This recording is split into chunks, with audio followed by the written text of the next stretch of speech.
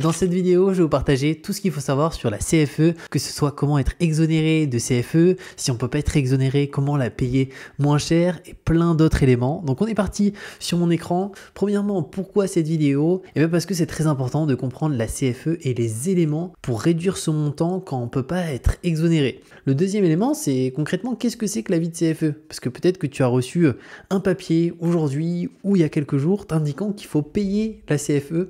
Donc à quoi ça correspond? Eh bien, c'est un document établi par le service des impôts des entreprises, donc le CIE, qui donne le montant de la cotisation foncière, donc CFE à payer.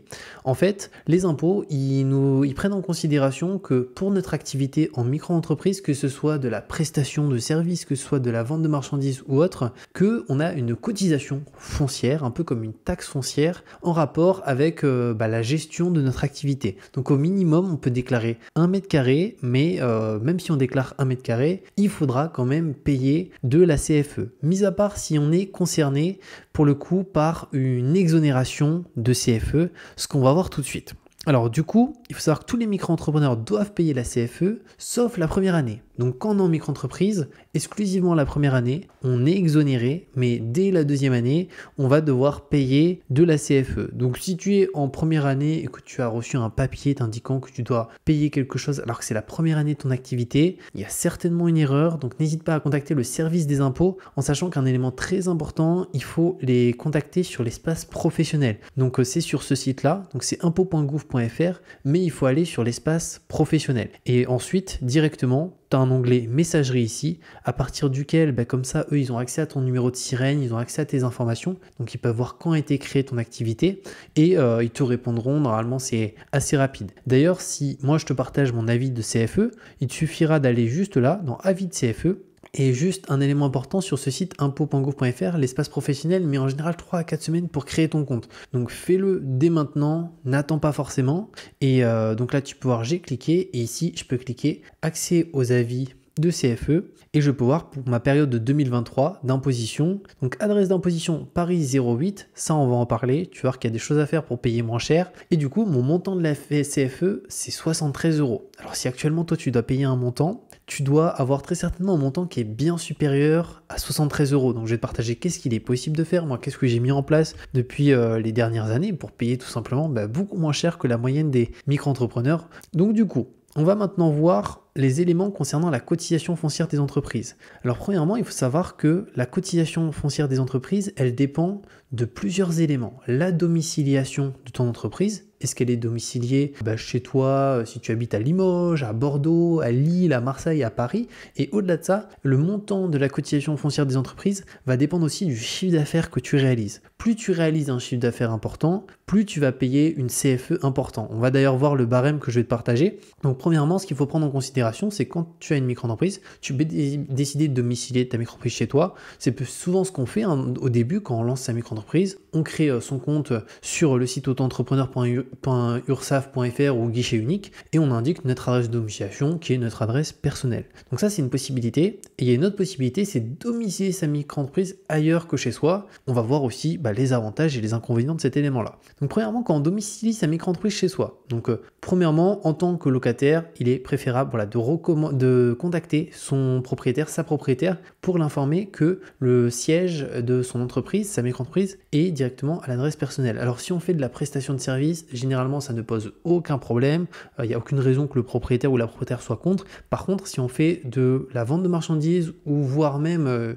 des personnes qui viennent chez nous pour chercher des colis ou toute autre chose, là ça peut être refusé. Donc ça, il faut le prendre en considération. Ensuite, quel est l'avantage de domicilier sa micro-entreprise chez soi? Il y en a un principalement, c'est la correspondance simplifiée. C'est que ça permet de recevoir son courrier personnel et professionnel au même endroit, dans sa boîte aux lettres directement. On a tous ces courriers, que ce soit une promotion chez Leclerc, comme un papier de l'URSSAF. Maintenant, les inconvénients. Alors le premier, c'est que l'adresse personnelle, elle est divulguée. Je t'invite d'ailleurs à regarder en tapant ton nom et ton prénom sur Google, mais il y a de fortes chances que pour le coup, sur Internet, sur plusieurs sites, on retrouve ton prénom, mais surtout ton adresse personnelle qui correspond à l'adresse de domiciliation de ton entreprise. Alors tu peux toujours faire des demandes pour enlever directement certaines données personnelles sur les sites en allant contacter les différents sites, mais malheureusement il y a des sites qui ne font pas les modifications. Donc ça va s'enlever sur société.com, sur d'autres, mais il y a des sites où pour le coup les données restent. Donc ça c'est embêtant pour certaines personnes qui ne souhaitent pas divulguer leurs informations, ce qui peut se comprendre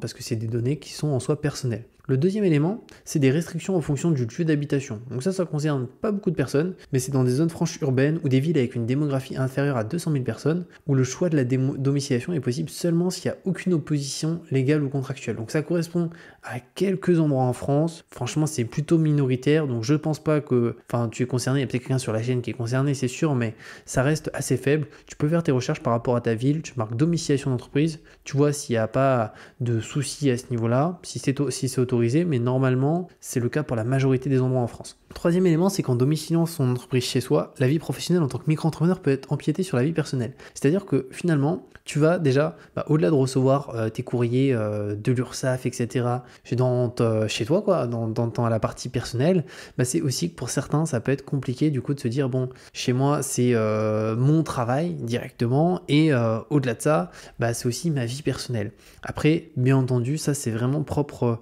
à chacun. Moi, là où ça m'a gêné, c'est plus le courrier en fait, de recevoir le courrier des impôts, de l'URSSAF, parce qu'on en reçoit souvent en tant que micro-entrepreneur au final, directement chez moi, et donc je descends, je fais la boîte aux lettres, j'ai à la fois des trucs pour le pro, le perso, donc je trouve ça un peu chiant, mais bon après c'est personnel. Maintenant, ce qui va être important, c'est vraiment ça, c'est le montant à payer, donc c'est calculé sur l'année N-2. Alors, on peut voir que au minimum, donc à partir de 5 000 en minimum, on est à 227 €. Donc concrètement, la CFE minimum va être de 227 € à partir d'un certain palier, et ça monte très très haut, hein. C'est-à-dire quelqu'un qui fait entre 32 et 100 000, il peut potentiellement taper 2 000 € de CFE, ce qui est juste énorme. Et on peut à partir de 500 000, alors là on est dans un autre monde. Mais clairement, la CFE, c'est une taxe qui est quand même assez élevée pour les micro-entrepreneurs. Il y a beaucoup de personnes qui ne savent pas malheureusement qu'il va falloir la payer au bout d'un moment. C'est souvent une mauvaise nouvelle, mais malheureusement en France, en micro-entreprise, d'accord, il ne faut rien payer au niveau de l'URSSAF tant qu'on ne génère pas de chiffre d'affaires. Pour la CFE, il faut prendre en considération que quand on fait du chiffre d'affaires, au fil du temps, chaque année, on va devoir la payer. En fait, c'est chaque année, c'est vraiment ça. Donc 227 €, moi dans mon cas, j'ai un chiffre d'affaires qui est supérieur à 30 000 €. Et pour le coup, moi, ma CFE, on l'a vu juste ici, elle est de 73 €. Alors on pourrait dire, mais comment c'est possible? Normalement, le minimum, c'est 227. En fait, c'est pour une raison simple, c'est que la CFE, elle dépend de où est domiciliée son entreprise. Donc quand je parle de domicilier son entreprise, c'est juste où est située l'adresse de domiciliation. Donc moi, pour le coup, on va voir qu'elle n'est pas domiciliée où je vis à Bordeaux, parce qu'à Bordeaux, la CFE est très élevée. Elle est domiciliée en région parisienne. Pourquoi? Parce que la CFE, la moins élevée en France, est à Paris. Alors là, vous posez peut-être la question, mais comment c'est possible? Tu as une adresse à Paris, comment ça se passe? Et en fait, c'est tout simplement domicilié dans une entreprise de domiciliation, donc c'est une entreprise avec que des boîtes aux lettres. Il y a une boîte aux lettres qui est pour mon courrier, et en soi, ce courrier, il est scanné automatiquement, moi je peux le visualiser en ligne, mais du coup, ça permet de faire d'énormes économies sur la CFE. Donc là, il y a plusieurs éléments. Premier élément, réduction de sa CFE, donc jusqu'à 600 € d'économie tous les ans, ce qui est non négligeable. Et pourquoi la CFE elle est moins chère à Paris? On pourrait se poser la question. C'est à cause d'une très forte concentration d'entreprises dans Paris. Donc plus il y a d'entreprises sur un secteur donné, moins la CFE est élevée. Alors on peut voir en 2021, c'était 77 € lorsqu'on fait entre 0 et 100 000. Moi là, j'ai eu mon résultat du coup de 2023, je suis à 73. Donc la CFE, elle a encore baissé à Paris. Tandis que Bordeaux, non, c'est minimum 227, voire même beaucoup plus haut, parce que c'est un minimum. Donc ça, c'est vraiment très très important à savoir. Certains micro-entrepreneurs le savent, ont des entreprises qui sont domiciliées pas chez eux, mais sur Paris. On va le voir après comment c'est possible, on va voir que c'est hyper simple au final, surtout qu'il n'y a pas de démarche directement à faire concrètement, il y a très peu de choses à faire. Le deuxième élément, c'est dissocier son adresse personnelle de son adresse professionnelle, donc pas d'impact sur sa vie personnelle.